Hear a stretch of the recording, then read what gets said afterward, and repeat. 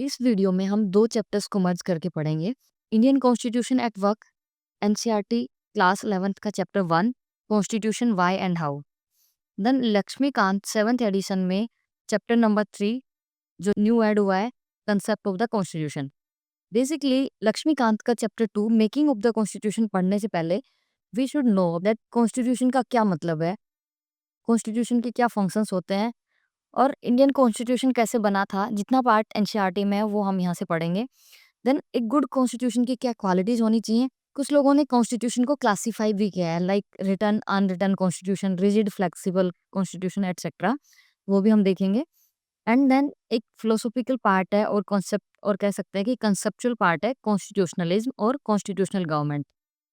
इसमें प्रीवियस ईयर्स में कई बार क्वेश्चन पूछा गया है कि what do you mean by the constitutional government. तो बेसिकली ये जो तीनों पार्ट्स हैं ये लक्ष्मीकांत चैप्टर से हैं और ये जो पोर्शन है ये बाय एंड लार्ज एनसीईआरटी से है। So without wasting much time start करते हैं।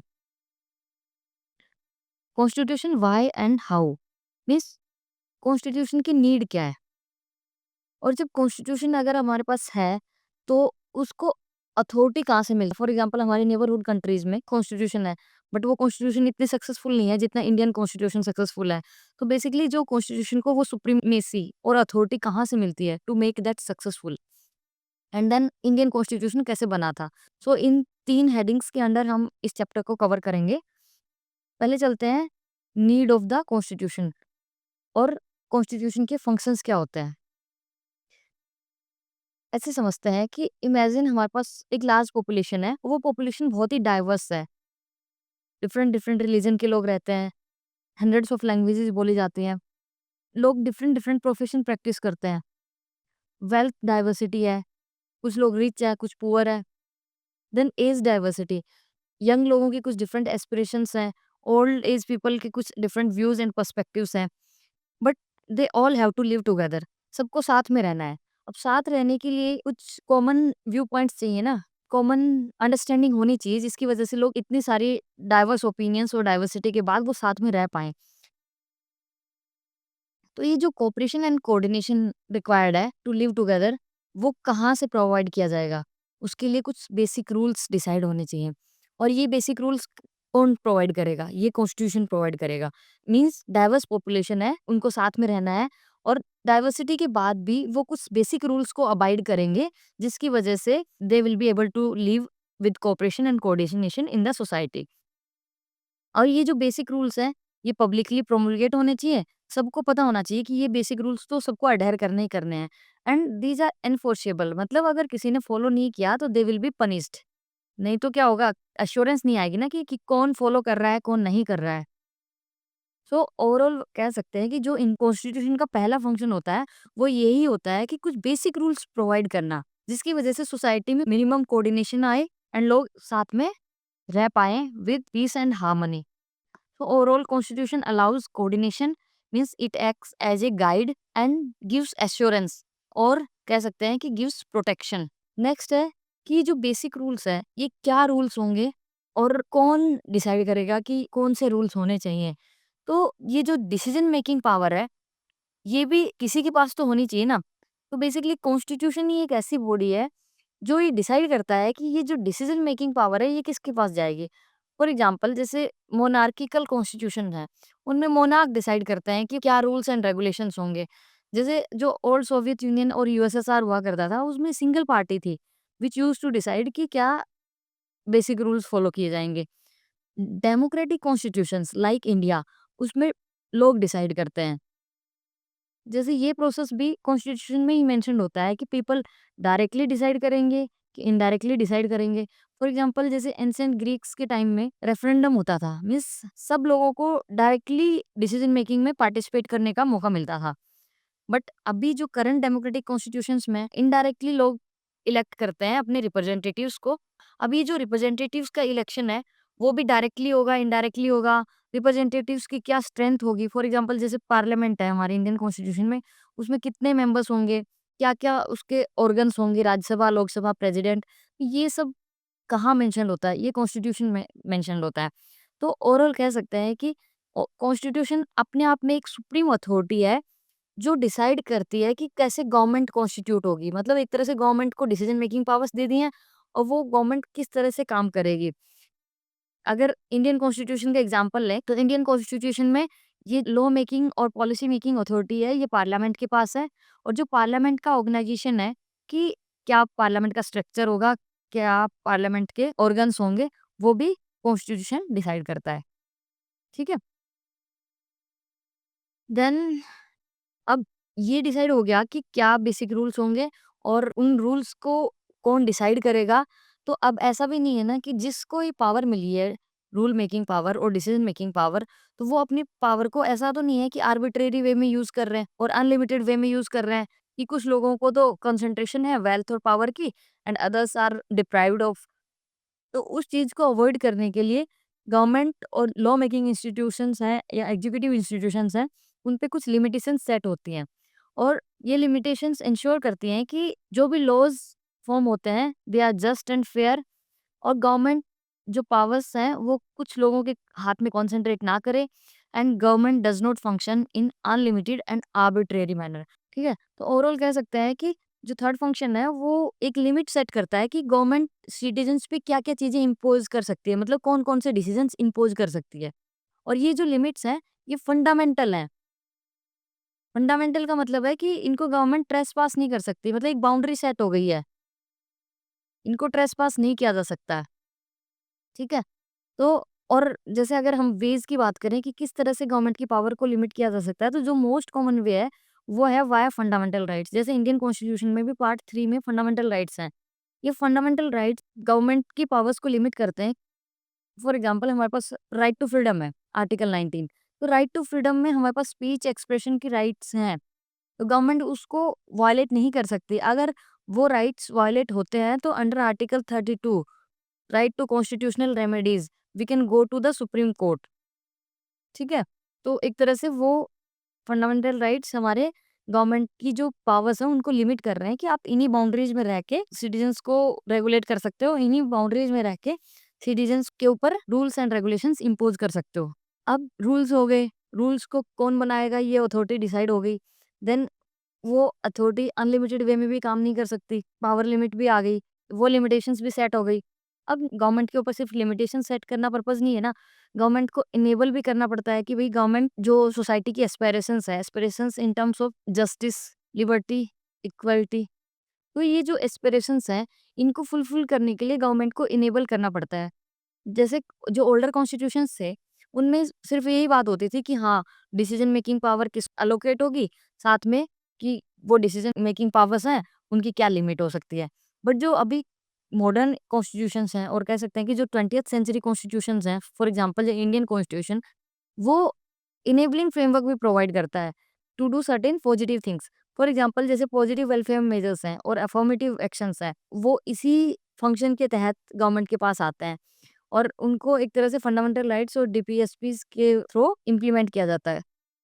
एग्ज़ाम्पल हमारी इंडियन सोसाइटी में कास्ट डिस्क्रिमिनेशन है। तो जो फंडामेंटल राइट्स हैं, आर्टिकल 17 अबॉलिशन ऑफ अनटचेबिलिटी, उसको इम्प्लीमेंट करने के लिए गवर्नमेंट ने protection of civil rights act, SC ST atrocities act, इस तरह के कानून बनाए हैं। तो ये एक तरह से गवर्नमेंट के पास जो इनेबलिंग पावर्स हैं फ्रॉम द कॉन्स्टिट्यूशन, दैट जो एंट्रेंस्ड इनइक्वालिटी डेप्रिवेशंस हैं, उनको ओवरकम करना गवर्नमेंट का एक ड्यूटी है अंडर डीपीएसपी एंड एफआरस। उसी के थ्रू गवर्नमेंट ये सारे एक्ट्स और प्रोविजंस लेके आती है।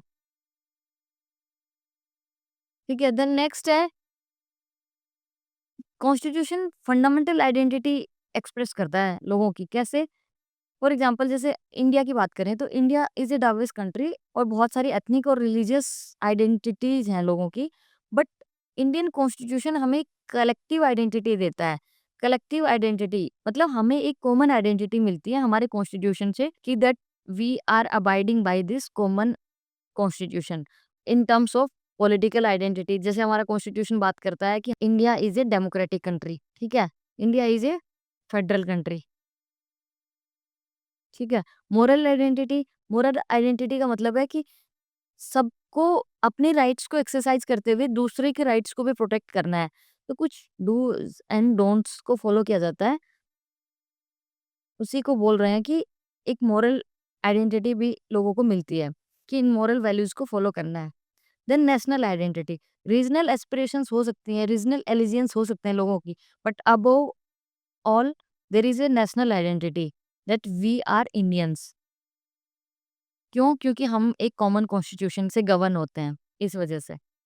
तो इन सम कॉन्स्टिट्यूशन के हमने अभी 5 फंक्शंस पढ़े कि सोसाइटी में कोऑर्डिनेशन एंड एश्योरेंस प्रोवाइड करता है, why set of basic rules.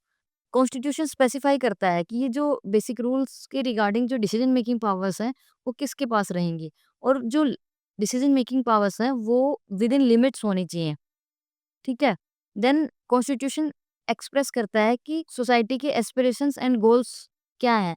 For example जैसे अभी यूनिफॉर्म सिविल कोड की बात कर रहे हैं, तो यूनिफॉर्म सिविल कोड कॉन्स्टिट्यूशन के अकॉर्डिंग एक सोसाइटी का गोल है और एस्पिरेशन है in terms of common personal laws without any discrimination और इनइक्वालिटीज। देन कॉन्स्टिट्यूशन एक्सप्रेस करता है फंडामेंटल आइडेंटिटी और collective identity in terms of political identity, moral identity और नेशनल आइडेंटिटी। अब ये जितना पोर्शन था ये एनसीईआरटी में ये सारे फंक्शंस मेंशन किए हुए हैं। एलियोट बल्मर एक पॉलिटिकल स्कॉलर रहे हैं। लक्ष्मीकांत चैप्टर 3 में कुछ और फंक्शंस के बारे में भी बात हुई है। तो बाय एंड लार्ज सिमिलर ही है, बट जब मेंस आंसर राइटिंग में हमें यूज करना होगा, जब हमें एक्स्ट्रा पॉइंट्स लिखने होते हैं, तो we can make use of these points. For example जैसे पॉलिटिकल कम्युनिटी है, पॉलिटिकल पार्टी कह लो, गवर्नमेंट कह लो, या फिर पॉलिटिकल इंस्टीट्यूशंस कह लो, तो कॉन्स्टिट्यूशन डिफाइन करता है कि ये पॉलिटिकल कम्युनिटी को डिफाइन करता है एंड डिक्लेयर करता है कि उनकी बाउंड्रीज एंड नेचर और अथॉरिटी क्या रहेगी, कितनी मतलब उनकी पावर और पावर की बाउंड्रीज क्या रहेंगी। देन नेशनल कम्युनिटी जैसे for example we the people, तो उनकी आइडेंटिटी और वैल्यूज को एक्सप्रेस करता है। जैसे हमारी एक नेशनल आइडेंटिटी है that we are all Indians following the Indian constitution. Values and beliefs है हमारे कुछ, that we believe in secularism, we believe in socio economic political equality, that we believe in rule of law, ठीक है। Define and declare rights and duties, citizens के जो rights and duties हैं वो constitution में है। फॉर एग्जांपल जैसे part 3 है, पार्ट 3 हमारे राइट्स के बारे में बात करता है, एंड पार्ट 4A वो हमारे ड्यूटीज के बारे में बात करता है। पॉलिटिकल इंस्टीट्यूशंस, उनको एस्टेब्लिश एंड रेगुलेट किया जाता है कॉन्स्टिट्यूशन से, जैसे legislative, executive, judiciary, different different जो गवर्नमेंट के ऑर्गन्स हैं, इंस्टीट्यूशंस हैं, वो सब कॉन्स्टिट्यूशन से ही एस्टेब्लिश होते हैं। कॉन्स्टिट्यूशन पावर शेयर करता है between different layers of government. For example जैसे central government, then state governments, local governments, तो इनके बीच में जो पावर डिस्ट्रीब्यूशन है वो कॉन्स्टिट्यूशन से आता है। जैसे फॉर एग्जांपल इंडियन कॉन्स्टिट्यूशन में 7th शेड्यूल में ये मेंशन्ड है power distribution between different layers of the government. Then identity of his state, for example Indian state है, उसकी आइडेंटिटी है कि वो सेकुलर है, बट जैसे Pakistan is a religious state, तो उनके कॉन्स्टिट्यूशन में मेंशन्ड है that they have a national religion, ठीक है। But India does not have any official और national religion, then we are a secular country. Then state के लिए जो सोशियो इकोनॉमिक डेवलपमेंट गोल्स हैं वो भी कॉन्स्टिट्यूशन में मेंशन होते हैं। जैसे फॉर एग्जांपल जैसे डीपीएसपी में बात हुई है कि किस गवर्नमेंट को डायरेक्टिव्स दिए गए हैं कि to reduce the wealth, gender inequalities etcetera. अब हमने बात कर लिया कि कॉन्स्टिट्यूशन के फंक्शंस क्या होते हैं। अब हम बात करते हैं कि जैसे कोई भी कॉन्स्टिट्यूशन है उसको अथॉरिटी कहाँ से मिलती है, क्योंकि कॉन्स्टिट्यूशन तो हर एक कंट्री के पास होता है, बट सब कंट्रीज में कॉन्स्टिट्यूशन सक्सेसफुल नहीं रहे हैं। तो क्या वजह है कि एक पर्टिकुलर कॉन्स्टिट्यूशन को as a supreme law follow किया जाता है एंड अदर्स में नहीं किया जाता। जैसे फॉर एग्जांपल इंडियन कॉन्स्टिट्यूशन है वो 75 ईयर्स से as a living tree Indian state को गाइड कर रहा है। तो उसके पीछे कुछ रीजंस हैं, वो हम पढ़ेंगे कि अथॉरिटी कॉन्स्टिट्यूशन को कहाँ से मिलती है। पहले हम देखते हैं कि कॉन्स्टिट्यूशन को डिफाइन कैसे किया गया है। अब जैसे इंडियन कॉन्स्टिट्यूशन तो एक सिंगल डॉक्यूमेंट है, लेकिन कुछ other countries for example UK का कोई सिंगल डॉक्यूमेंट नहीं है, वहाँ पे एक सेट ऑफ डॉक्यूमेंट्स हैं, जो ये सारे फंक्शंस जो अभी हमने पढ़े हैं वो सारे फंक्शंस कर रहा है, और कह सकते हैं कि जो स्पेसिफाई करता है कि कैसे स्टेट कॉन्स्टिट्यूट होगा, कौन-सी नॉर्म्स होंगी जो स्टेट को फॉलो करनी चाहिए। अब एक बहुत बड़े स्कॉलर रहे हैं, पॉलिटिकल स्कॉलर और कॉन्स्टिट्यूशनल स्कॉलर कह सकते हैं, केसी वेयर, उन्होंने डिस्क्राइब किया है कॉन्स्टिट्यूशन को that it is the whole system of government of a country with the collection of rules जो एस्टेब्लिश करते हैं गवर्नमेंट को रेगुलेट करते हैं, गवर्नमेंट को, और गवर्न करते हैं गवर्नमेंट को। मीन्स गवर्नमेंट का क्या स्ट्रक्चर होगा, गवर्नमेंट की क्या पावर्स होंगी, गवर्नमेंट के ऊपर क्या लिमिट्स होंगी, ये सारी बातें जिस डॉक्यूमेंट में मेंशन होती हैं वो कॉन्स्टिट्यूशन होता है। ठीक है, तो ये डेफिनेशन एक आधी हमें एटलीस्ट याद होनी चाहिए, बिकॉज मेंस आंसर राइटिंग में कई बार कुछ क्वेश्चंस होते हैं कॉन्स्टिट्यूशन रिलेटेड, तो हमें इंट्रोडक्शन हम डेफिनेशन से स्टार्ट कर सकते हैं। तो we should know at least one definition of a constitution. अब बात कर रहे हैं कि अथॉरिटी, कॉन्स्टिट्यूशन की अथॉरिटी का क्या मतलब है, कि कितना इफेक्टिव है कोई पर्टिकुलर कॉन्स्टिट्यूशन, और अगर वो इफेक्टिव है तो किस वजह से इफेक्टिव है, क्या चीजें हैं जो उसको इफेक्टिव बना रही हैं, उस कॉन्स्टिट्यूशन का लोगों के लाइफ पे क्या इम्पैक्ट है। इफेक्टिवनेस है कॉन्स्टिट्यूशन की, वो डिपेंड करती है कि मोड ऑफ प्रोमलगेशन क्या था, मतलब किस तरह से कॉन्स्टिट्यूशन बना था। देन कॉन्स्टिट्यूशन के सब्सटेंसिव प्रोविजंस क्या हैं, and next is balance institutional design. इनको हम डिटेल में पढ़ रहे हैं एक बार। मोड ऑफ प्रोमulgेशन, जैसे कॉन्स्टिट्यूशन कैसे एग्जिस्टेंस में आया, किन लोगों ने उसको क्राफ्ट किया था, और जिन लोगों ने क्राफ्ट किया था उनके पास क्या अथॉरिटी थी, उनके पास क्या पावर्स थी। फॉर एग्जांपल कुछ कॉन्स्टिट्यूशंस बिल्कुल डिफंक्ट होते हैं, डिफंक्ट कॉन्स्टिट्यूशंस। क्यों? क्योंकि वो या तो मिलिट्री लीडर्स ने क्राफ्ट किए हैं, या फिर उन लीडर्स ने जो इतने पॉपुलर नहीं है अमंग द पॉपुलेशन, जनता के बीच में उनकी पॉपुलैरिटी नहीं है। लेकिन जो सक्सेसफुल कॉन्स्टिट्यूशंस हैं, like Indian constitution, South Africa का कॉन्स्टिट्यूशन, यूएसए का कॉन्स्टिट्यूशन, ये क्रिएट हुए हैं in aftermath of popular national movement. आज़ादी की जो लड़ाई हमने लड़ी है, उसका बहुत बड़ा रोल रहा है हमारे इंडियन कॉन्स्टिट्यूशन की मेकिंग में। तो जो नेशनल मूवमेंट ने इंडियन कॉन्स्टिट्यूशन की मेकिंग को इंस्पायर किया है, और वो वन ऑफ द रीजन है उसके सक्सेस का। जैसे इंडियन कॉन्स्टिट्यूशन बना है दिसंबर 1946 नवंबर 1949 के बीच में, उन लोगों के द्वारा जो इमेंस पब्लिक क्रेडिबिलिटी एंजॉय करते थे। ये बहुत इंपॉर्टेंट है कि जो हमारे कॉन्स्टिट्यूशनल मेकर्स थे, they were very popular among the public, और इन लोगों के पास कैपेसिटी थी to negotiate and command the respect of wide cross section of society. मतलब अक्रॉस द सेक्शंस, मतलब different among all religions, among all classes, all castes, among all communities. तो ये लोग इंडियन जनता को कन्विंस कर पा रहे थे कि जो हमारा जो कॉन्स्टिट्यूशन है, ये एक तरह से एक ऐसा इंस्ट्रूमेंट नहीं है जो उन लोगों की पावर को राइज करने में यूज होगा, बट जो मेन पर्पस था वो था welfare of the all sections of the society. जो कॉन्स्टिट्यूशन मेकर्स थे, they were able to take broad national consensus on the final document. So overall कह सकते हैं कि जो जिन लोगों ने कॉन्स्टिट्यूशन को बनाया है, तो उनकी अथॉरिटी थी, वो डिटरमाइन करती है कि सक्सेस ऑफ द कॉन्स्टिट्यूशन कितनी होगी, मतलब कितना सक्सेसफुल रहेगा कॉन्स्टिट्यूशन। ठीक है, देन सेकंड पॉइंट आता है कि सब्सटेंटिव प्रोविजंस क्या है कॉन्स्टिट्यूशन के। सब्सटेंटिव प्रोविजंस का मतलब है कि जो कोर वैल्यूज हैं कॉन्स्टिट्यूशन की, वो क्या है, सब्सटेंटिव मतलब कोर बेसिक वैल्यूज क्या है कॉन्स्टिट्यूशन की। फॉर एग्जाम्पल जैसे बेसिक जस्टिस की बात कर रहे हैं, हमारे इंडियन कॉन्स्टिट्यूशन में सोशियो इकोनॉमिक पॉलिटिकल जस्टिस की बात करी जाती है। ये जो सब्सटेंटिव प्रोविजंस हैं, ये हर एक को एक रीजन देते हैं कि भाई क्यों उनको कॉन्स्टिट्यूशन को फॉलो करना चाहिए। क्योंकि जैसे फॉर एग्जांपल अगर इंडियन कॉन्स्टिट्यूशन है, वो माइनॉरिटी राइट्स के प्रोटेक्शन की बात करता है, जैसे आर्टिकल 29 एंड 30 माइनॉरिटीज के राइट्स की बात करता है। तो माइनॉरिटी कम्युनिटीज के पास एक रीजन है कि क्यों उनको कॉन्स्टिट्यूशन को फॉलो करना चाहिए। मतलब ऐसा नहीं है ना कि सिर्फ मेजोरिटी राइट्स की बातें हुई है, तो सबके पास कुछ ना कुछ रीजन है जिसकी वजह से कह सकते हैं कि जो कॉन्स्टिट्यूशन है उसको फॉलो किया जाएगा। और बेसिकली जो मेन जो प्रोविजन है कि फ्रीडम एंड इक्वालिटी प्रिजर्व होनी चाहिए, वो कॉन्स्टिट्यूशन में मेंशन्ड है। तो ये जो कॉन्स्टिट्यूशन की जो बेसिक वैल्यूज है कह सकते हैं, और कह सकते हैं कि जो बेसिक स्ट्रक्चर है, वो डिसाइड करता है कि कॉन्स्टिट्यूशन के पास कितनी अथॉरिटी है और कितनी पावर है। बैलेंस्ड इंस्टीट्यूशनल डिजाइन, देखो हमारे Indian constitution number of institutions का एस्टेब्लिशमेंट प्रोवाइड करता है, legislative, executive, judiciary. Legislative law making का काम करते हैं, law making. Executive law implementation, and judiciary law interpretation. ठीक है, देन जो ये इंस्टीट्यूशनल डिजाइन है, ये एक तरह से बैलेंस्ड है। बैलेंस्ड मतलब प्रॉपर चेक्स एंड बैलेंसेस का प्रोविजन है। चेक्स एंड बैलेंसेस है विद सेपरेशन ऑफ पावर, मतलब ऐसा नहीं है कि कोई एक इंस्टीट्यूशन ज्यादा पावरफुल है, अदर इज लेस। मतलब ओवरऑल कह सकते हैं कि कोई ऐसा सिंगल ग्रुप नहीं है जो कॉन्स्टिट्यूशन को सबवर्ट कर सके, जो कॉन्स्टिट्यूशन को गिरा सके। नो सिंगल इंस्टीट्यूशन जिसके पास पावर की मोनोपोली है। मीन्स ओवरऑल पावर का फ्रेगमेंटेशन डिफरेंट इंस्टीट्यूशंस में किया गया है, so that with proper checks and balances. Also there is a blend of flexible and rigid provisions in Indian constitution.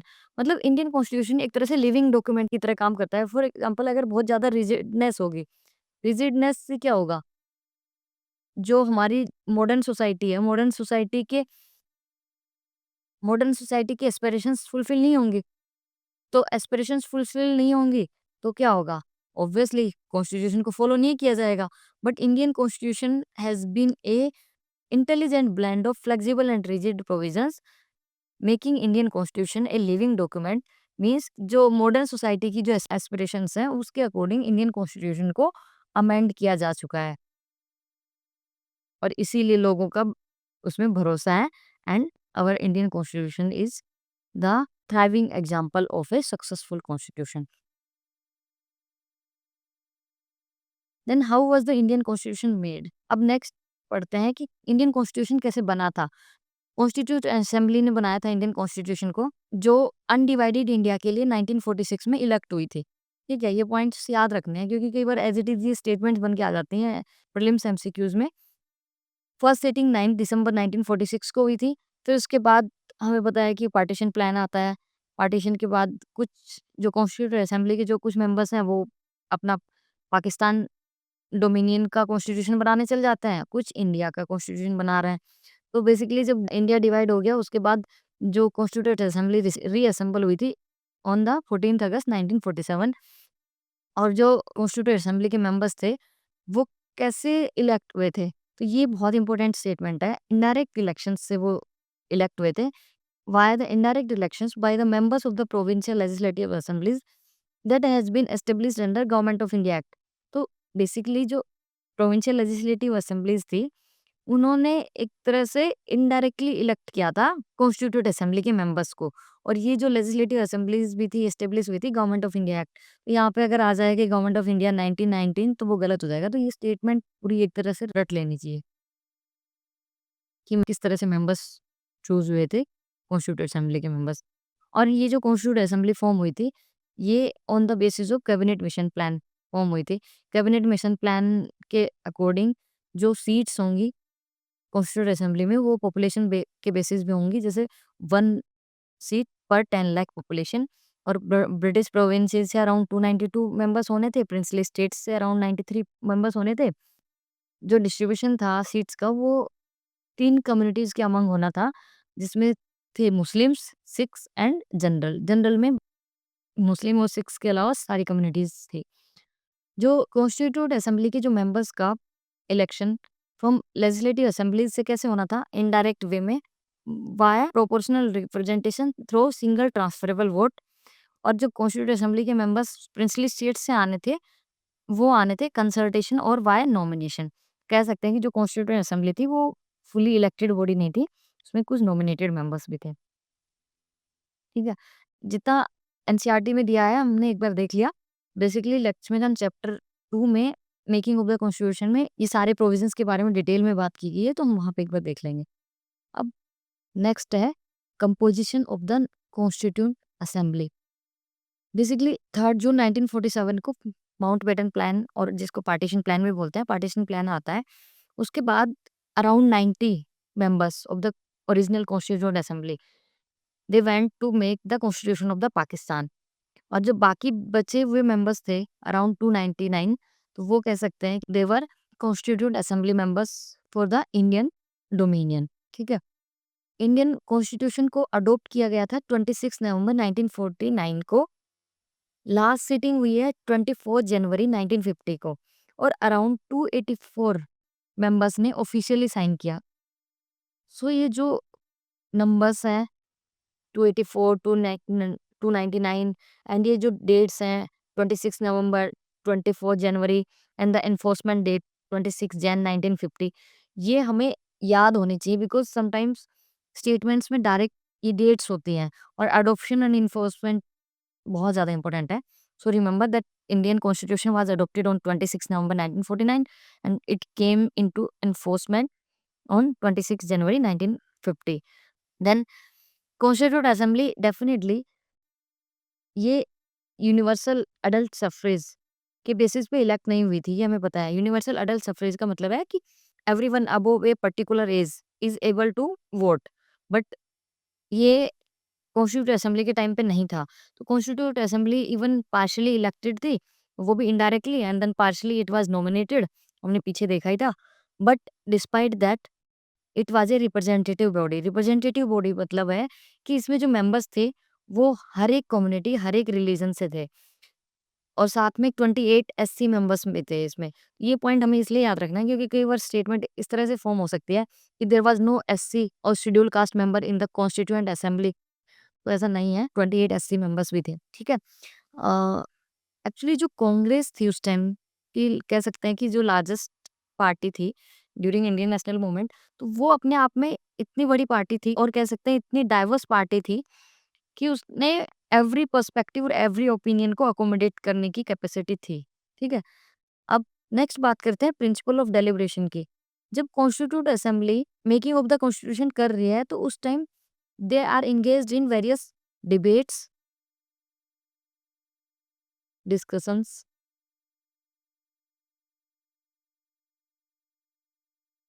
And logical reasonings, ठीक है। Purpose क्या है, जो भी एस्पेक्ट्स हैं, जो भी प्रोविजंस हैं जो कॉन्स्टिट्यूशन में इंक्लूड होने हैं, उनको उस पॉइंट ऑफ व्यू से डिस्कस कर रहे हैं, डेलिब्रेट कर रहे हैं, keeping in mind the interest of the whole nation. मतलब वो ऐसा नहीं है कि जो भी कॉन्स्टिट्यूंट असेंबली के मेंबर्स थे वो अपने पर्सनल इंटरेस्ट के लिए कुछ काम कर रहे थे। उनका जो ओवरऑल इंटरेस्ट था वो था वेलफेयर ऑफ द सिटीजन्स और वेलफेयर ऑफ द नेशन, ठीक है। अब ये कॉन्स्टिट्यूंट असेंबली ने लेजिटिमेट डिस्कशंस किए, वहाँ पे लेजिटिमेट डिबेट्स थे और लोगों के बीच में डिफरेंस ऑफ प्रिंसिपल्स भी थे, डिफरेंस ऑफ ओपिनियंस भी थे। फॉर एग्जांपल, जैसे कुछ लोग कह रहे थे कि गवर्नमेंट का जो सिस्टम हुआ है वो सेंट्रलाइज्ड होना चाहिए, some were in favour of decentralised government, some were in favour of कि स्ट्रॉन्ग जुडिशरी होनी चाहिए, others were having different opinion, ठीक है। और सेंटर स्टेट के बीच में जो पावर डिस्ट्रीब्यूशन है वो क्या होना चाहिए। तो इन सारे मैटर्स पे डिबेट एंड डिस्कशंस हुए थे ओवरऑल। बट ये पॉइंट याद रखना है कि only one provision of the constitution जो बिना वर्चुअली किसी डिबेट के पास हुआ था, and that was the introduction of the universal suffrage. मतलब हमें पता होना चाहिए कि जो यूनिवर्सल अडल्ट सफरेज और यूनिवर्सल अडल्ट फ्रेंचाइजी का जो कॉन्सेप्ट है, ये इंडिया में बहुत पहले आ गया है। मतलब बहुत सारे जो वेस्टर्न कंट्रीज़ हैं, वहाँ पे दे वर इंडिपेंडेंट डेफिनिटली और उनके पास अपने कॉन्स्टिट्यूशंस भी थे। बट जो यूनिवर्सल सफरेज का कॉन्सेप्ट है, ये उन्होंने ओवर द टाइम अडॉप्ट किया है। बट इंडियन कॉन्स्टिट्यूशन ने जैसे ही हम रिपब्लिक हुए और वो कह सकते हैं कि जैसे ही हम इंडिपेंडेंट हुए, इट वाज़ इंट्रोड्यूस्ड, ठीक है। ये जो यूनिवर्सल सफरेज का इंट्रोडक्शन है, ये एक तरह से एक टेस्टामेंट था कि जो हमारी कॉन्स्टिट्यूट असेंबली थी या फिर कॉन्स्टिट्यूट असेंबली के मेंबर्स थे, they were committed to the democracy. मतलब जन भागीदारी को वो फेवर कर रहे थे कि भाई हर एक इंसान को राइट टू वोट होना चाहिए, everybody should be included in the political matters और in the system of governance, ठीक है। देन ये जो कॉन्स्टिट्यूट असेंबली के जो मेंबर्स थे, they were engaged in public reason. Public reason मतलब कि जो भी रीजनिंग हो रही थी, जो भी डिबेट्स एंड डिस्कशंस हो रहे थे, they were for the public welfare के लिए थे, ठीक है। अब कॉन्स्टिट्यूट असेंबली ने क्या प्रोसीजर फॉलो किया था? कॉन्स्टिट्यूट असेंबली उसमें 8 मेजर कमिटीज़ थी, जैसे डॉक्टर बी आर अम्बेडकर जी थे, उनको ड्राफ्टिंग कमेटी दी हुई थी एंड ऐसे ही करके का 8 मेजर कमिटीज़ थी, काफ़ी माइनर कमिटीज़ भी थी, वो हम डिटेल में देखेंगे लक्ष्मीकांत में। और it met for the 166 days by and large 2 साल 11 महीने के लिए कॉन्स्टिट्यूट असेंबली की मीटिंग्स हुई थी एंड जो सेशंस थे those were open to press and public alike. देखो यहाँ से क्या हमें समझ आ रहा है कि जो कॉन्स्टिट्यूट असेंबली के जो सेशंस हुआ करते थे वो प्रेस और पब्लिक दोनों के लिए ओपन थे। कहने का मतलब कि ट्रांसपेरेंसी थी। ट्रांसपेरेंसी थी, अकाउंटेबिलिटी थी ड्यूरिंग कॉन्स्टिट्यूट असेंबली सेशंस, ठीक है?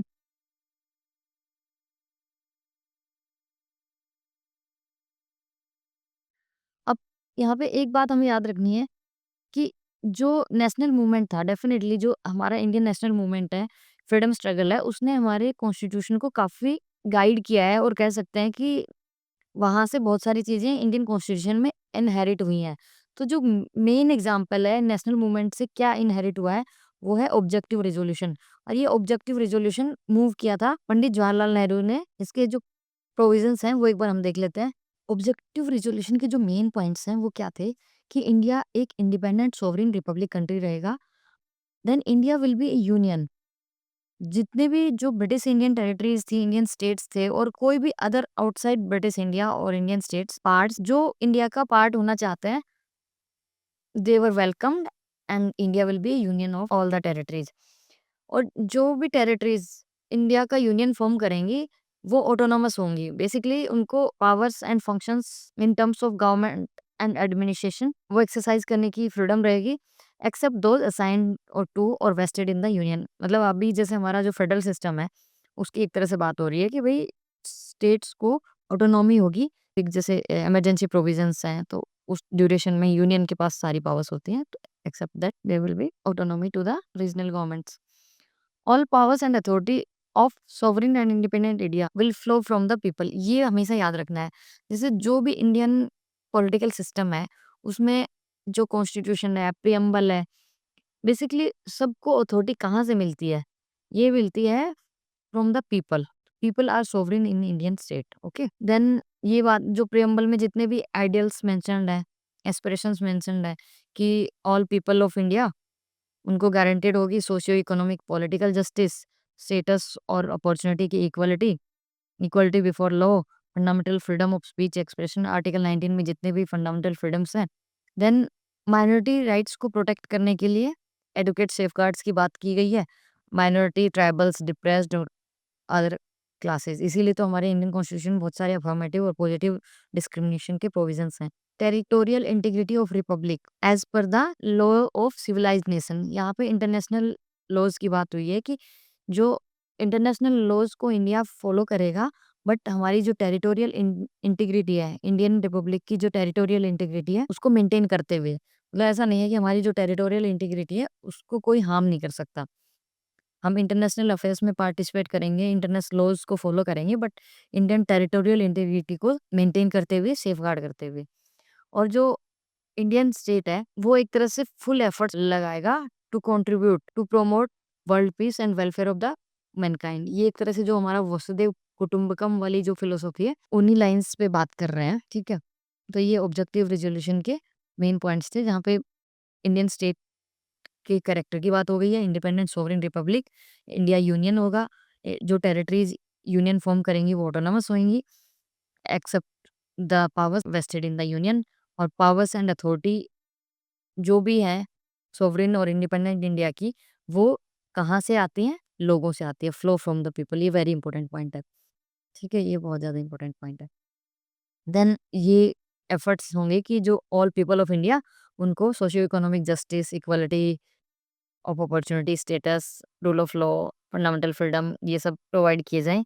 Minority, backward and tribal areas, depressed other backward classes को एडवोकेट सेफगार्ड्स की बात करी गई है और टेरिटोरियल इंटीग्रिटी को मेंटेन करने की बात की हुई है और इंडिया का contribution in the world peace and welfare of the Mankind, ठीक है?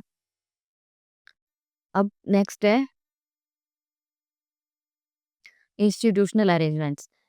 अब हम जब बात कर रहे थे ना कि इफेक्टिवनेस ऑफ ए कॉन्स्टिट्यूशन, कि कोई कॉन्स्टिट्यूशन कितना इफेक्टिव है, वो कौन-कौन से फैक्टर्स पे डिपेंड करेगा। तो ये हमने पीछे देख लिया कि वो मतलब इन सारे फैक्टर्स पे डिपेंड करता है कि कॉन्स्टिट्यूशन बनाया किसने है, किस तरीके से बना है, प्रोसेस क्या रहा है, क्या डिबेट्स एंड डेलिब्रेशंस हुए थे, ऑल। एंड उसी में से एक पॉइंट है इंस्टीट्यूशनल अरेंजमेंट। मीन्स जो भी जैसे जो कॉन्स्टिट्यूशन है, उसमें जो इंस्टीट्यूशनल अरेंजमेंट है वो किस तरह का है। मतलब जैसे for example legislative, executive, judiciary, various institutions हैं। तो उनके बीच में एक तरह से अगर इंटेलिजेंट बैलेंस्ड पावर अरेंजमेंट है, तो वो कॉन्स्टिट्यूशन बेटर सर्वाइव करेगा। मीन्स सेपरेशन ऑफ पावर है, प्रॉपर चेक्स एंड बैलेंसेस हैं। तो कोई एक इंस्टीट्यूशन पावर मोनोपोली नहीं रख सकता। वहाँ पे each and everyone will be having a proper check on the actions of others. For example जैसे लेजिस्लेटिव का काम है लॉ मेकिंग, एग्जीक्यूटिव का law implementation, and then judiciary का काम क्या है? Law interpretation. तो जो भी लेजिस्लेटिव एग्जीक्यूटिव जो भी एक्शंस लेते हैं, तो जुडिशरी के पास राइट होता है कि वो जुडिशियल रिव्यू कर सकता है। और अगर कोई भी लॉज अनकॉन्स्टिट्यूशनल है और अनफेयर है, अनजस्ट है, तो those can be declared void and null. तो इसको बोलेंगे कि हाँ, बैलेंस्ड इंस्टीट्यूशनल पावर अरेंजमेंट है। और जितने भी इंस्टीट्यूशंस हैं, उनका जो बेसिक प्रिंसिपल क्या है कि जो गवर्नमेंट है, वो होनी चाहिए डेमोक्रेटिक, मतलब जन भागीदारी सबकी होनी चाहिए, and it should be committed to the welfare of the people. Democratic मतलब वही कि रूल ऑफ लॉ होना चाहिए, राइट टू वोट होना चाहिए सबके पास, ठीक है? No one should be discriminated on the basis of religion, gender, caste etcetera. साथ में ही जो हमारा इंडियन कॉन्स्टिट्यूशन है, वो कहते हैं कि it is a bag of borrowings, but that borrowings from other constitutions were in such a way that they were suited to Indian problems and aspirations. कह सकते हैं कि जो इंडियन कॉन्स्टिट्यूशन है, उसने बोरो तो किया अदर कॉन्स्टिट्यूशंस के जो बेस्ट फीचर्स थे, लेकिन those features were adopted as per the suitability of Indian problems and aspirations. अब हम एक बार देख लेते हैं कि क्या-क्या हमने बोरो किया है, जितना एनसीईआरटी में गिवन है वो वाला पोर्शन। जैसे हमने ब्रिटिश कॉन्स्टिट्यूशन से क्या बोरो किया है? First past the post system, जो हमें हमारे लोकसभा और लेजिस्लेटिव असेंबलीज में जो इलेक्शन प्रोसेस है, first past the post system, कि जिसके सबसे ज्यादा वोट हो गए वो पार्टी जीत जाएगी, वो वाला प्रोसेस है। Then parliamentary form of government, जो रूल ऑफ लॉ है, वो institution of speaker and speaker का जो रोल है, और जो लॉ मेकिंग प्रोसीजर है, वो सब हमने ब्रिटिश कॉन्स्टिट्यूशन से लिया है। ठीक है, देन आयरिश कॉन्स्टिट्यूशन से क्या लिया है? जो डीपीएसपी है, आर्टिकल 36 टू 51, वो हमारा आयरिश कॉन्स्टिट्यूशन से लिया हुआ है।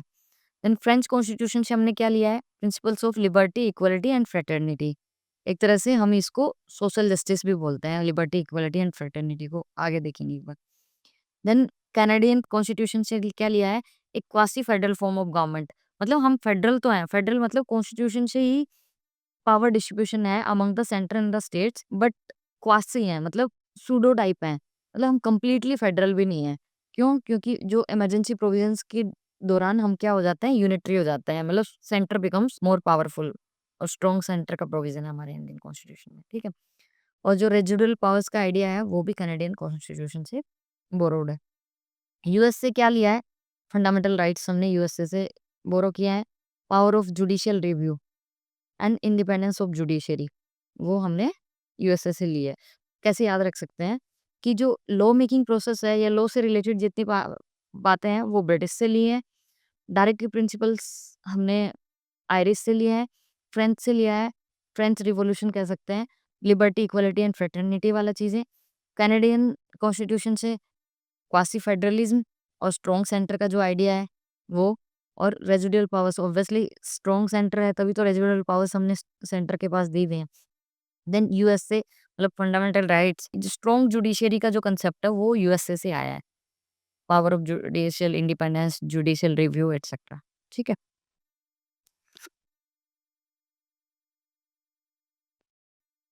एनसीईआरटी में एक और बहुत ही इम्पोर्टेंट कंसेप्ट गिवन है, सोशल डेमोक्रेसी का। डॉक्टर बी आर अम्बेडकर जी ने क्या बोला था कि सोशल डेमोक्रेसी है वो एक तरह से पॉलिटिकल डेमोक्रेसी के सर्वाइवल के लिए बेस का काम करती है। अगर सोशल डेमोक्रेसी नहीं रहेगी सोसाइटी में, तो पॉलिटिकल डेमोक्रेसी भी ओवर द टाइम डेड है। इवन ये मीनिंग अपने आप में पूछा जा सकता है एग्जाम में कि what does social democracy means, और ऑप्शंस दिए जा सकते हैं डिफरेंट डिफरेंट। तो as per doctor B R Ambedkar ji, it means a way of life which recognise liberty, equality and fraternity as principles of life, जहाँ पे लिबर्टी, इक्वलिटी एंड फ्रेटर्निटी को life principles की तरह ट्रीट किया जाए, और उनके अकॉर्डिंग ये ट्रिनिटी है। तीनों को एक दूसरे से अलग नहीं किया जा सकता, लिबर्टी, इक्वलिटी एंड फ्रेटर्निटी। क्यों? क्योंकि अगर इक्वलिटी नहीं रहेगी, मान लो सोसाइटी में equality of status and opportunities नहीं है, तो लिबर्टी क्या करेगी? लिबर्टी प्रोड्यूस करेगी supremacy of few over the many, ठीक है? क्योंकि सबको तो इक्वल अपॉर्चुनिटीज है नहीं ना, लेकिन लिबर्टी है। ऑलरेडी जो सुप्रीम है, ऑलरेडी जो रिच है, उनकी फिर से सुप्रीमेसी मेंटेन रहेगी, ठीक है? देन अगर इक्वालिटी है, मान लो हमने स्टेटस एंड अपॉर्चुनिटीज की इक्वालिटी प्रोवाइड कर दी, बट लिबर्टी नहीं है। लिबर्टी नहीं है तो जो इंडिविजुअल इनिशिएटिव्स हैं वो फेल हो जाएंगे। फॉर एग्जांपल, हमने सबको इक्वल अपॉर्चुनिटीज दे दी, लेकिन ये भी तो है ना कि सबकी कैपेबिलिटीज अलग अलग हैं, और सबको अपने अपने इंटरेस्ट और कैपेबिलिटी के हिसाब से प्रोफेशन प्रैक्टिस करने की लिबर्टी नहीं दी, तो इंडिविजुअल इनिशिएटिव्स किल हो जाएंगे, बड़े बड़े बिजनेस डेवलप नहीं हो पाएंगे ना। और फ्रेटर्निटी, फ्रेटर्निटी का मतलब है कि सोसाइटी में ब्रदरहुड, ट्रस्ट, यूनिटी, इंटीग्रिटी, तो अगर ये नहीं रहेगा तो ऑब्वियसली फिर तो लिबर्टी एंड इक्वलिटी का कोई मतलब नहीं है। तो ओवरऑल अगर लिबर्टी, इक्वलिटी एंड फ्रेटर्निटी नहीं रहेगी सोसाइटी में, तो ओवर द टाइम जो पॉलिटिकल डेमोक्रेसी का आइडिया है, पॉलिटिकल डेमोक्रेसी का मतलब है कि हमारे पास राइट टू वोट है, फ्री एंड फेयर इलेक्शंस का कंसेप्ट है, इलेक्टेड रिप्रेजेंटेटिव्स गवर्न करते हैं, ठीक है? तो ये जो सारे गवर्नेंस के प्रोविजंस हैं, ये फेल हो जाएंगे क्योंकि सोसाइटी में क्योस है, ट्रस्ट नहीं है, फ्रेटर्निटी नहीं है, इनइक्वलिटीज हैं बहुत सारी, लोगों के पास फ्रीडम नहीं है, लिबर्टी नहीं है of faith, belief, worship etcetera. तो इसको एक बार ध्यान रख लेंगे ये वाले कंसेप्ट को, ठीक है? अपना पैराग्राफ खुद से पढ़िए, खुद से भी एनालाइज करिए कि किस तरह से you are understanding the same, ठीक है? काफी डीप कंसेप्ट है। अब हम बात करते हैं qualities of a good constitution. Constitution की पहली क्वालिटीज है brevity, means it should be brief, concise and precise. Lengthy नहीं होना चाहिए, क्योंकि जब लेंदी कॉन्स्टिट्यूशन होता है, हो सकता है उसमें अनवांटेड प्रोविजंस हों और डिफरेंट डिफरेंट इंटरप्रिटेशंस उनकी हों, एंड अननेसेसरी की कंफ्यूजन क्रिएट करे, ठीक है? देन क्लैरिटी, मतलब जो लैंग्वेज है कॉन्स्टिट्यूशन की वो काफ़ी सिंपल होनी चाहिए, मतलब अगर कॉमन मैन भी पढ़ना चाहे तो वो अंडरस्टैंड कर पाए। इवन नेपोलियन बोनापार्ट की एक कोटेशन है that law should be such a brief that it can be placed in a pocket, and it should be so simple that it can be understood even by a farmer, ठीक है? Then third is definiteness, मतलब हर एक जो provisional close है उसका meaning definite होना चाहिए, मतलब वेरी क्लियर होना चाहिए, कोई एम्बिग्यूटी नहीं होनी चाहिए, मतलब कोई डबल मीनिंग नहीं निकलना चाहिए किसी भी स्टेटमेंट का या फिर क्लोज का, क्योंकि अगर ड्यूअल मीनिंग होगा, एम्बिग्यूटी रहेगी, तो डिफरेंट डिफरेंट इंटरप्रिटेशंस होंगी, और फिर इंटरप्रिटेशंस डिफरेंट होंगी, तो डिफरेंट डिफरेंट जजमेंट्स आएंगी, और ऐसे ही फिर मतलब जुडिशियल इवोल्यूशंस चलते रहेंगे कि पहले जुडिशरी ने इस पर्टिकुलर चीज के बारे में ऐसा बोला था, डिफरेंट जजेस ने इसको डिफरेंटली इंटरप्रेट किया तो ऐसा बोला, ठीक है? देन कॉम्प्रिहेंसिवनेस, कॉम्प्रिहेंसिवनेस का मतलब है कि डिटेल्ड प्रोविजन होना चाहिए। डिटेल मतलब अगर किसी भी बारे में बात हुई है तो फिर उसकी पूरी डिटेल वहां पे होनी चाहिए। उससे क्या होता है कि जो scope of controversy and litigations का स्कोप है वो रिड्यूस हो जाता है, बिकॉज क्या होता है कि जैसे फॉर एग्जांपल अब हमारा इंडियन कॉन्स्टिट्यूशन में उसमें कुछ चीज़ों के बारे में बात करी है लेकिन उनकी डिटेल्स नहीं है। फॉर एग्जांपल जैसे कंसेप्ट ऑफ माइनॉरिटीज, तो माइनॉरिटीज टर्म मेंशन्ड है बट उसकी डेफिनेशन नहीं गिवन है, तो वहाँ पे क्या होता है कि फिर different different interpretations and meaning से रिलेटेड कंट्रोवर्सीज क्रिएट होती हैं, ठीक है? तो कॉम्प्रिहेंसिव होना चाहिए कॉन्स्टिट्यूशन। देन सुटेबिलिटी, मतलब कोई भी कॉन्स्टिट्यूशन है वो पर्टिकुलर जो नेशन है उसकी सोशियो कल्चरल, हिस्टोरिक और इकोनॉमिक पॉलिटिकल कंडीशंस के हिसाब से वो सुटेबल होना चाहिए। बिकॉज फॉर एग्जांपल जैसे इंडियन कॉन्स्टिट्यूशन है, इंडियन कॉन्स्टिट्यूशन बोरोड है, मतलब बहुत सारे अदर कंट्रीज से हमने कॉन्स्टिट्यूशन में प्रोविजंस बोरो किए हैं, but all the provisions as per doctor B R Ambedkar ji are modified as per the suitability of our country's time and circumstances, ठीक है? देन स्टेबिलिटी, मतलब जो कॉन्स्टिट्यूशन है वो पॉलिटिकल स्टेबिलिटी को फैसिलिटेट करे। वो कैसे होगा? फॉर एग्जांपल जैसे इंडियन कॉन्स्टिट्यूशन की बात करें तो there is a provision of free and fair elections, तो वो कॉन्स्टिट्यूशन में फ्री एंड फेयर इलेक्शंस का प्रोविजन क्लियरली मेंशन्ड है। इलेक्शन कमीशन की पावर्स के बारे में क्लियरली मेंशन्ड है, जुडिशरी की पावर्स के बारे में क्लियरली मेंशन्ड है। तो ये सारे जो इंस्टीट्यूशंस की जो पावर्स का सेपरेशन है, then provision of checks and balances है, ये इंश्योर करता है कि जो पॉलिटिकल स्टेबिलिटी रहे। मतलब ऐसा नहीं है कि हाँ, इलेक्शंस में कुछ करप्शन हो रहा है एंड इलेक्शंस फिर नल एंड वाइड हो रहे हैं, जैसे नेबरहुड कंट्रीज में हम देख रहे हैं।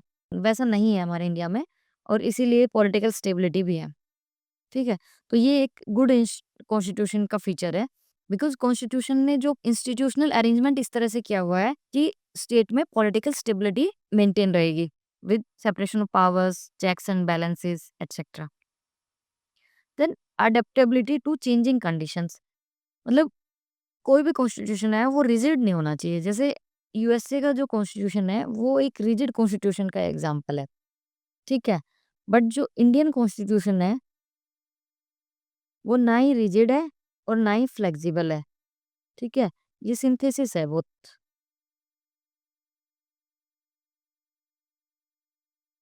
Indian constitution is synthesis of both rigidity and flexibility. क्यों?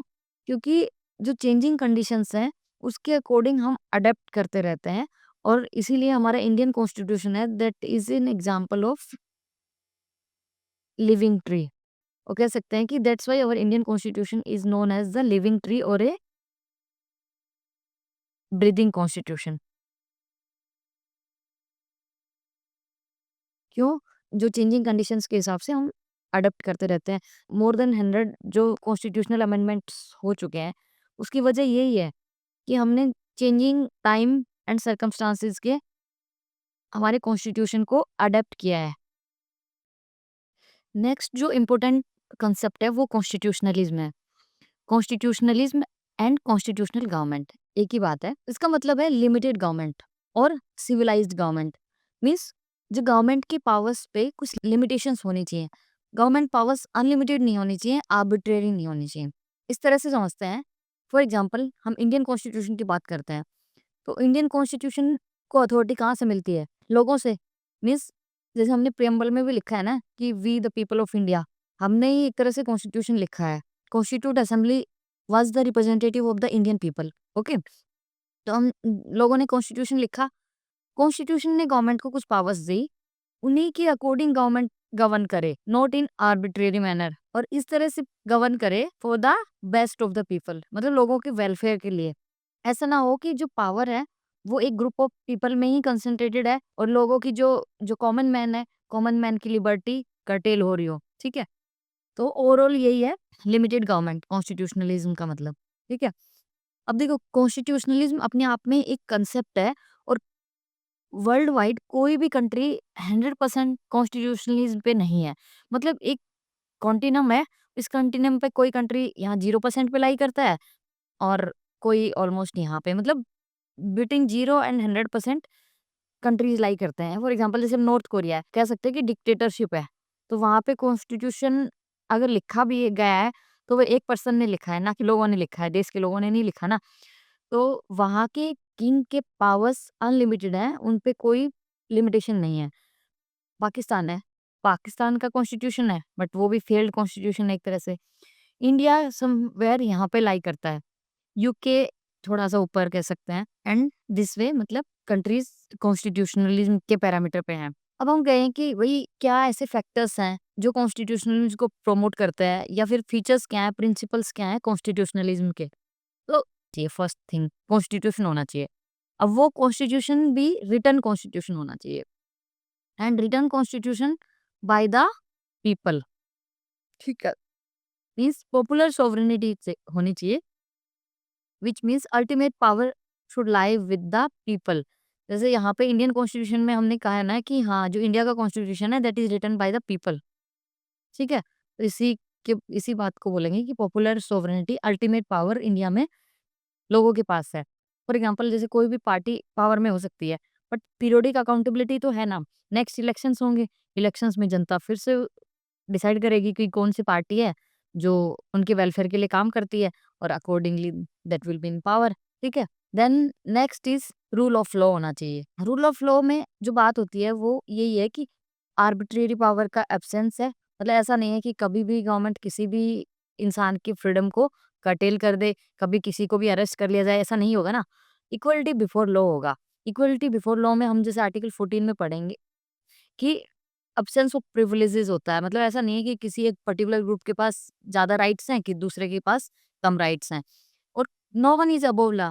इवन गवर्नमेंट भी विदिन लीगल प्रोविजंस ही काम करती है। अगर गवर्नमेंट की पावर्स ब्रीच करती हैं एक्सीड करती हैं पर्टिकुलर बाउंड्रीज को, तो फिर बाउंड्रीज को अगर एक्सीड करती हैं, देन हमारा फिर आर्टिकल 32 आता है, आर्टिकल 13 आता है, जिसके अंडर वही judicial review, then everyone is subject to ordinary law of land. Ordinary law of land basically हमारा जो सुप्रीम लॉ ऑफ लैंड है, और वो है कॉन्स्टिट्यूशन, और हर एक इंसान उसी से गवर्न होगा। तो ये है रूल ऑफ लॉ का concept. Then democratic government. Democratic government का मतलब है कि government of the people, by the people and for the people. Government responsible and accountable होनी चाहिए कॉन्स्टिट्यूशनलिज्म को अपहेल्ड करने के लिए। देन सेपरेशन ऑफ पावर्स, ये सब इवन मोस्ट इम्पोर्टेंट प्रिंसिपल है जो रिक्वायर्ड है फॉर कॉन्स्टिट्यूशनलिज्म। कैसे? अगर जैसे फॉर एग्जांपल ये हमारा स्टेट है, और कह सकते हैं कि जो गवर्नेंस सिस्टम है, ठीक है, गवर्नेंस सिस्टम के 3 ऑर्गन्स कह लो या फिर 3 इंस्टीट्यूशंस कह लो, legislative, executive and judiciary. Again and again I say कि लेजिस्लेटिव लॉ मेकिंग बॉडी है, एग्जीक्यूटिव इम्प्लीमेंटेशन बॉडी है, जुडिशरी इंटरप्रेट करती है लॉज को। तो तीनों के बीच में सेपरेशन ऑफ पावर्स है, सबको अपनी-अपनी पावर्स गिवन है, and each institution keeps a check on the power of others. जैसे जुडिशरी लेजिस्लेटिव और एग्जीक्यूटिव के एक्शंस को रिव्यू करती रहती है, ऐसे लेजिस्लेचर के पास भी पावर्स है। अगर जुडिशियल ओवररीच कहीं पे होता है, तो लेजिस्लेटिव भी अकॉर्डिंगली एक्शन ले सकता है, ठीक है? तो so there is a checks and balances in our governance system. Then independent judiciary. अगर जुडिशरी इंडिपेंडेंट नहीं होगी, तो डेफिनेटली इंडिविजुअल फंडामेंटल राइट्स का प्रोटेक्शन नहीं होगा, और रूल ऑफ लॉ भी अप्लाई नहीं होगा, क्योंकि जुडिशरी फिर एग्जीक्यूटिव के कंट्रोल में आएगी ना। तो जब अगर एग्जीक्यूटिव के कंट्रोल में है, तो फिर अगेन एग्जीक्यूटिव, और कह सकते हैं कि गवर्नमेंट है, वो अपने आप को अनलिमिटेड बना सकती है, उसके पास बहुत सारी पावर्स आ सकती हैं, और कोई उनको रोकने टोकने वाला होगा नहीं। तो जुडिशरी की इंडिपेंडेंस भी एक इम्पोर्टेंट एस्पेक्ट है to ensure constitutionalism. Then comes the civilian control of military. Civilian control of military का क्या मतलब है?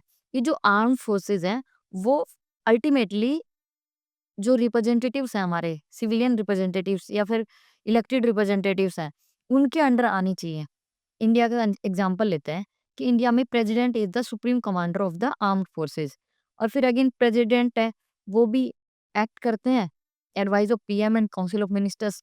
कह सकते हैं कि जो हमारे इंडिया में जो अल्टीमेट अथॉरिटी है, वो कौन है? प्रेसिडेंट है विद रिस्पेक्ट टू मिलिट्री। ये एक पॉजिटिव एस्पेक्ट है कि सिविलियन कंट्रोल होना चाहिए मिलिट्री का। अदरवाइज क्या होगा? नेगेटिव एस्पेक्ट देखते हैं, जैसे पाकिस्तान और म्यांमार का देखते हैं हम। क्या होगा यहाँ पे? यहाँ पे सिविलियन कंट्रोल मिलिट्री का है नहीं। कह सकते हैं कि सिविलियन अथॉरिटी वीक है, तो मिलिट्री ओवरपावर करती है, और टाइम एंड अगेन वहाँ पे मिलिट्री कू होते रहते हैं। तो पॉलिटिकल स्टेबिलिटी नहीं रहती ना।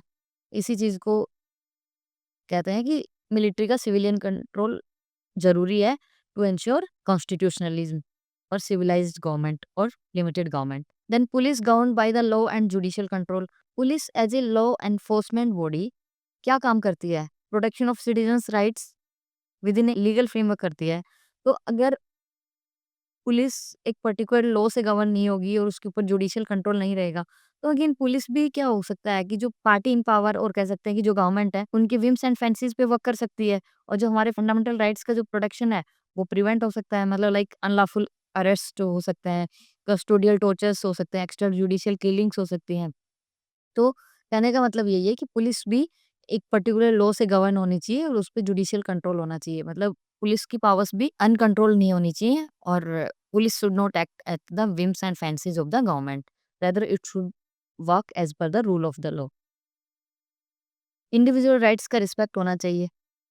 अगेन फंडामेंटल राइट्स का कंसेप्ट नहीं रहेगा, तो फिर तो कॉन्स्टिट्यूशन बिल्कुल ही नहीं है, क्योंकि फंडामेंटल राइट्स एक वे है ना गवर्नमेंट की पावर्स को लिमिट करने के लिए। इसके अलावा भी कुछ पॉइंट्स हैं, जैसे ये लक्ष्मीकांत में 8 पॉइंट्स दिए हुए हैं, इसके अलावा और बहुत कुछ लिख सकते हैं इसमें। अपना मतलब बेसिक कॉमन सेंस और अंडरस्टैंडिंग के हिसाब से जो एक बार कंसेप्ट समझ में आना चाहिए कि कंसेप्ट क्या है कॉन्स्टिट्यूशनलिज्म का। मतलब गवर्नमेंट को अनलिमिटेड पावर्स नहीं होनी चाहिए, गवर्नमेंट क्या कर सकती है, क्या नहीं कर सकती, या फिर कह सकते हैं कि जो पार्लियामेंट क्या कर सकती है, क्या नहीं कर सकती, उस पे चेक्स एंड बैलेंसेस होना, उस पे रेस्ट्रेंट होना, वो आर्बिट्रेरी ना हो, ये सारा जो कंसेप्ट है वही है कॉन्स्टिट्यूशनलिज्म का कंसेप्ट। तो उसके लिए और क्या-क्या फैक्टर्स हैं जो उसको पॉजिटिव वे में कंट्रीब्यूट करते हैं। जैसे मान लो जो हमारा मीडिया है, मीडिया को कहते हैं fourth pillar of the democracy. तो मीडिया की इंडिपेंडेंस और स्ट्रॉन्ग मीडिया भी एक फैक्टर है। नेक्स्ट है स्ट्रॉन्ग सिविल सोसाइटी, मतलब जो एनजीओ कह सकते हैं या फिर सिविल सोसाइटी ऑर्गेनाइजेशंस जो गवर्नमेंट को अकाउंटेबल होल्ड करते हैं और एक तरह से गवर्नमेंट और जो पब्लिक है उसके बीच का ब्रिज का काम करते हैं। ठीक है? तो वो उनका स्ट्रॉन्ग होना वो भी एक फैक्टर है। साथ में और क्या कह सकते हैं awareness of the citizens citizens जैसे यहाँ पे अभी मैंने बताया था कि यूके एक तरह से कॉन्स्टिट्यूशनलिज्म में इंडिया से आगे है, तो उसका एक सबसे इम्पोर्टेंट रीज़न यही है कि वहाँ के जो सिटीजन्स हैं वो काफ़ी अवेयर्ड है, ठीक है? इन्फॉर्म्ड सिटीज़न कह सकते हैं, इन्फॉर्म्ड सिटीज़नरी। इंडिया में अभी वो चीज़ नहीं है, अभी भी स्टिल इलिटरेसी भी है। साथ में लोग क्या करते हैं, कास्ट, रिलीजन इन सब के नाम पे वोट दे रहे हैं। तो पॉपुलिज्म ज़्यादा है ना इंडिया में, ठीक है? तो ओवरऑल हमने देख लिया कि कॉन्स्टिट्यूशनलिज्म का आइडिया क्या है और कॉन्स्टिट्यूशनलिज्म को कौन से फैक्टर्स हैं जो प्रमोट करते हैं popular sovereignty, rule of law, separation of powers, independent judiciary, civilian control of military, police govern by the law and judicial control, respect for individual rights, independence and strong media, strong civil society, NGOs, awared citizenry, etcetera etcetera. अब हम एक बार last में देख लेते हैं कि जो classification of the constitutions. अब क्लासिफिकेशन जो है ये स्ट्रिक्ट क्लासिफिकेशन नहीं है, एक कॉमन अंडरस्टैंडिंग आपको होनी चाहिए कि जो कीवर्ड्स हैं वो क्या है। जैसे इवोल्व्ड वर्सेस इनेक्टेड कॉन्स्टिट्यूशन किस बेसिस पे, on the basis of evolution, मतलब जैसे इवोल्व कॉन्स्टिट्यूशन को बोला गया है क्यूमुलेटिव कॉन्स्टिट्यूशन भी, मतलब जो डेवलप हुआ है gradually over time through customs, tradition, judicial decisions and conventions, मतलब धीरे धीरे ये जो सारी कन्वेंशंस, डिसीजंस और ट्रेडिशन कस्टम्स थे, तो उन सारे पार्ट्स को एक तरह से कॉन्स्टिट्यूशन का ही पार्ट माना गया है। लेकिन इनेक्टेड कॉन्स्टिट्यूशन में कि एक ऐसा कॉन्स्टिट्यूशन जो फॉर्मली ड्राफ्ट हुआ है और एक पर्टिकुलर डेट पे अडॉप्ट एंड इनेक्ट हुआ है। तो जैसे हमारा इंडियन कॉन्स्टिट्यूशन 26 नवंबर 1949 को इनेक्ट हुआ एंड देन 26 जनवरी 1950 को एनफोर्स हुआ। तो एक स्पेसिफिक डेट है इनेक्टमेंट, अडॉप्शन इन सब की। तो उस चीज़ को हम बोलेंगे कि हमारा कॉन्स्टिट्यूशन इनेक्टेड है और इसको कन्वेंशनल कॉन्स्टिट्यूशन भी बोला जाता है। ये जो इवॉल्व कॉन्स्टिट्यूशन होता है बाय एंड लार्ज ये अनरिटन और पार्शियली रिटन होता है, evolving through historical processes. But हाँ, इनेक्टेड कॉन्स्टिट्यूशन ऑब्वियसली इनेक्ट हुआ है, मतलब एक रिटन डॉक्यूमेंट है created through deliberations, discussions and debates. Example UK, यहाँ पे इनेक्टेड कॉन्स्टिट्यूशन में इंडिया और यूएसए का बेस्ट एग्जांपल है। देन नेक्स्ट आता है written and unwritten constitution. Written and unwritten constitution में अगेन जो एक तरह से ये मान लो कि जो इवोल्व कॉन्स्टिट्यूशन है वो उसको अनरिटन कॉन्स्टिट्यूशन बोला है, इनेक्टेड कॉन्स्टिट्यूशन है वो रिटन कॉन्स्टिट्यूशन है। तो रिटन कॉन्स्टिट्यूशन मतलब ये क्लासिफिकेशन जो बेसिकली है on the basis of incorporation of provisions, मतलब वो प्रोविजंस जो भी हैं कॉन्स्टिट्यूशन के वो कैसे इनकॉर्पोरेट हुए हैं, मतलब कोडिफाई किया गया है उनको कि again on the basis of customs, conventions ये सब लिया गया है। Written constitution India, USA, Japan, Canada, France का एग्जांपल है। अनरिटन में UK, New Zealand, Israel. Then nature है systematic and structured with provisions clearly documented. अब जो रिटन है तो हर प्रोविजन क्लियरली डॉक्यूमेंटेड होगा ऑलमोस्ट। यहाँ पे अनरिटन में इवोल्व हुआ है through time, traditions and judicial interpretation से। जो रिटन कॉन्स्टिट्यूशन है वो ज़्यादा रिजिड होता है। उसमें जो भी अमेंडमेंट्स होते हैं वो स्पेशल प्रोसीजर्स रिक्वायर करते हैं। लेकिन अनरिटन है तो वो फ्लेक्सिबिलिटी ज़्यादा होती है। जो भी प्रोविजंस हैं उनको चेंज किया जा सकता है थ्रू वेरियस कन्वेंशंस और दोबारा से कोई लेजिस्लेटिव डिसीजंस आ जाएँगे, लेजिस्लेटिव नॉर्मल ऑर्डिनरी लॉ पास हो जाएँगे। और जो रिटन कॉन्स्टिट्यूशन में है, जो सुप्रीम लीगल डॉक्यूमेंट है ना, फॉर एग्जांपल इंडियन कॉन्स्टिट्यूशन है, उसके पास सुप्रीम अथॉरिटी है। लेकिन अनरिटन कॉन्स्टिट्यूशन में जो अथॉरिटी होती है, वो ऐसा कुछ नहीं है कि हाँ, जो लीगल डॉक्यूमेंट है उसके पास सुप्रीम अथॉरिटी हो। जुडिशरी का रोल जो रिटन कॉन्स्टिट्यूशन में काफ़ी इंपॉर्टेंट रोल होता है। जुडिशरी बेसिकली इंश्योर करती है कि जो कॉन्स्टिट्यूशन है और जो लॉ ऑफ लैंड है, वो अच्छी तरह से अप्लाई हो रहा है और जो बाकी ऑर्डिनरी लॉज़ हैं, वो भी कंप्लाई करते हैं कॉन्स्टिट्यूशनल प्रोविजंस से, ठीक है? लेकिन अनरिटन कॉन्स्टिट्यूशन में जुडिशरी का रोल थोड़ा रिलेटिवली वीक होता है कह सकते हैं। जो जुडिशरी इंटरप्रेट भी करती है कॉन्स्टिट्यूशनल प्रिंसिपल्स को, वो भी कन्वेंशंस और जो पास्ट इंसिडेंसेस होते हैं, कस्टम्स होते हैं, उन्हीं के अकॉर्डिंग इंटरप्रेट करती है। Separation of power written constitution में क्लियरली होता है, लेकिन अनरिटन में पावर डिस्ट्रीब्यूशन है, वो क्लियरली मेंशन नहीं होता। कन्वेंशंस और हिस्टोरिकल प्रेसिडेंट्स के अकॉर्डिंग ही चीज़ें चलती हैं। अगेन अमेंडमेंट प्रोसेस वो ज़्यादा कॉम्प्लेक्स है रिटन में, और अनरिटन में ईज़ियर है। देन नेक्स्ट है रिजिड वर्सेस फ्लेक्सिबल कॉन्स्टिट्यूशन। ये on the basis of amendment. For example, जैसे किसी कॉन्स्टिट्यूशन को हम कहें कि अमेंडमेंट ईज़ी है, तो फ्लेक्सिबल कॉन्स्टिट्यूशन हो गया। अगर रिजिड है, अमेंडमेंट थोड़ा टफ है और कह सकते हैं कि स्पेशल मेजॉरिटी रिक्वायर करता है, तो रिजिड कहेंगे। रिजिड कॉन्स्टिट्यूशन को इनइलास्टिक कॉन्स्टिट्यूशन भी बोला गया है, फ्लेक्सिबल को इलास्टिक बोला गया है।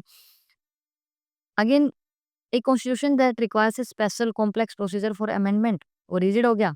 और जिनमें अमेंडमेंट इजीली हो जाए, लाइक ऑर्डिनरी लॉज, वो फ्लेक्सिबल हो गया। बेसिकली जो रिजिड कॉन्स्टिट्यूशन में है उसमें कॉन्स्टिट्यूशनल अमेंडमेंट और जो ऑर्डिनरी लॉज होते हैं, उनमें डिफरेंस होता है। जैसे हमारे इंडियन कॉन्स्टिट्यूशन में हम देखते हैं ना कि हाँ, कॉन्स्टिट्यूशनल अमेंडमेंट जब होता है तो पार्लियामेंट में स्पेशल मेजोरिटी रिक्वायर्ड होती है जनरली। लेकिन अगर नॉर्मल ऑर्डिनरी लॉज पास होते हैं तो सिंपल मेजोरिटी से पास हो जाते हैं। एग्जाम्पल है इंडिया, यूएसए, और यहाँ पे UK and New Zealand. India 2 partially rigid है। पार्शियली रिजिड कैसे कहेंगे? क्योंकि देखो, India is example of A breathing constitution और लिविंग ट्री। पीछे भी हमने बात की थी कि ऐसा नहीं है कि रिजिडिटी इतनी नहीं है जितनी यूएसए में है। हमने धीरे-धीरे अपने आप को as per time and circumstances adopt किया है। इसीलिए इंडियन कॉन्स्टिट्यूशन में इतने सारे अमेंडमेंट्स हुए हैं और न्यू आर्टिकल्स ऐड होते रहे हैं।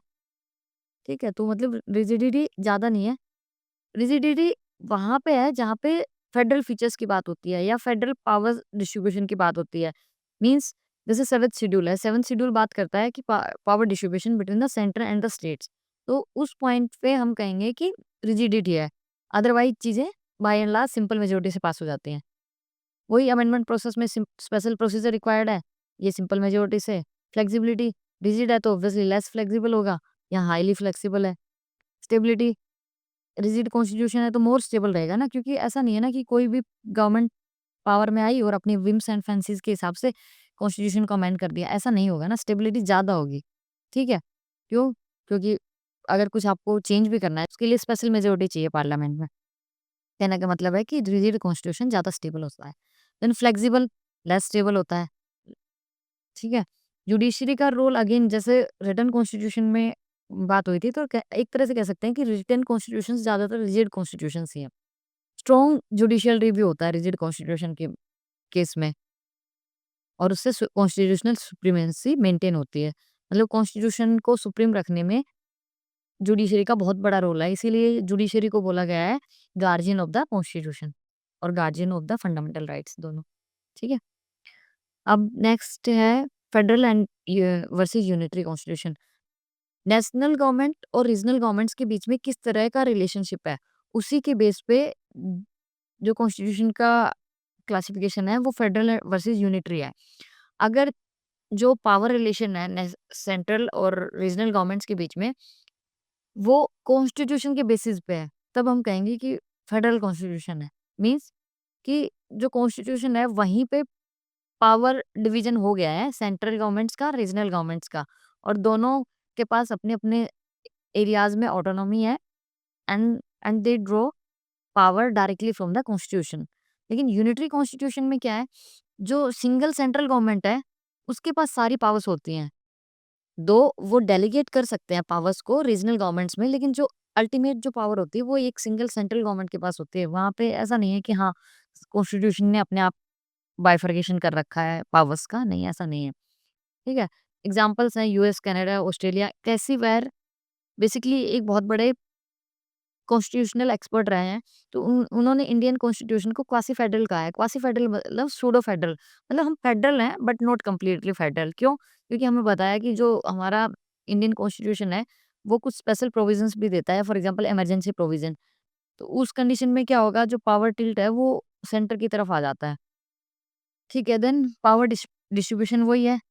पावर सेंटर और स्टेट्स के बीच में कॉन्स्टिट्यूशन डिवाइड करता है, और अपनी-अपनी ज्यूरिडिक्शन होती है। यहाँ पे सेंट्रल गवर्नमेंट होल्ड करती है सुप्रीम अथॉरिटी, और वो डेलीगेट कर सकती है रीजनल गवर्नमेंट्स को पावर, बट हाँ, सेंट्रल गवर्नमेंट की व्हिम्स एंड फैंसीज़ पे होगी। देन लास्ट है procedural versus prescriptive constitution. Procedural constitution मतलब प्रोसीजर मेंशन्ड है वहाँ पे। कॉन्स्टिट्यूशन जो प्राइमरीली आउटलाइन करता है framework and procedure for governance, मतलब गवर्नेंस का क्या फ्रेमवर्क होगा उसकी आउटलाइन दी गई है। लेकिन प्रिस्क्रिप्टिव मतलब प्रिस्क्राइब करना, ये एक ऐसा कॉन्स्टिट्यूशन है जो डिटेल्ड प्रोविजंस देता है, मतलब प्रोसीजर के साथ-साथ वो प्रोविजंस भी प्रोवाइड करता है डिटेल्ड, कि भई गवर्नेंस से रिलेटेड जितने भी प्रोविजंस हैं, उनकी काफ़ी डिटेल्ड होती है, कॉम्प्रिहेंसिव वे में मेंशन्ड होता है। पॉलिसीज़, राइट्स एंड ड्यूटीज़ ये सब, ठीक है?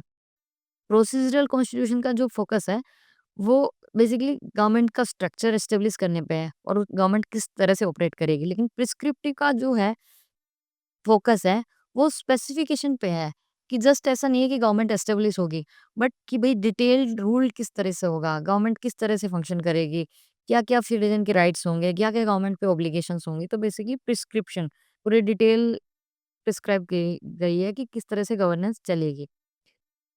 प्रोसीज़रल में फ्लेक्सिबिलिटी ज़्यादा है, प्रिस्क्रिप्टिव में लेस फ्लेक्सिबल है, स्पेसिफिक रूल्स एंड पॉलिसीज़ हैं, तो डिफ़िकल्ट है ना थोड़ा चेंज करना।